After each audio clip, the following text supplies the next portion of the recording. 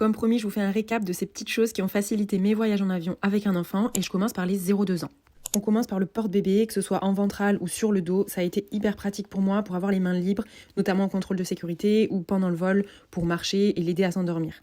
Ensuite, une tétée, une tétine, un biberon, c'est parfait pour aider bébé à déglutir pendant le décollage et l'atterrissage et éviter les douleurs aux oreilles. Sachez qu'avec un bébé, vous pouvez apporter de l'eau et de la nourriture sans restriction. Les liquides pour les tout petits, biberons, petits pots, compotes, etc. ne sont pas soumis à la limite des 100 ml. Je vous conseille de tout mettre dans un seul sac pour passer les contrôles plus facilement. Prévoyez aussi des couches et le nécessaire de change dans votre bagage cabine. Si vous avez une poussette, sachez que dans la plupart des aéroports, vous pouvez l'utiliser jusqu'à l'embarquement. Elle sera ensuite placée en soute et généralement restituée dès la sortie de l'avion. En général, les bébés de moins de 2 ans peuvent voyager gratuitement ou à tarif réduit en voyageant sur les genoux d'un adulte, mais au moment de l'embarquement, n'hésitez pas à demander au personnel si des sièges sont libres et s'ils peuvent vous placer à côté pour avoir plus d'espace avec votre bébé. Concernant les berceaux en avion, ils sont disponibles sur certains vols long courrier et ils sont généralement adaptés aux bébés jusqu'à 10-11 kg et environ 70 cm.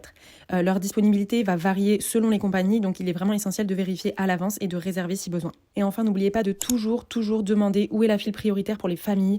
Normalement, on vous laissera toujours passer avec les personnes prioritaires lorsque vous avez des enfants. Dites-moi en commentaire si vous avez des choses à ajouter et je vous prépare une deuxième vidéo pour les plus grands.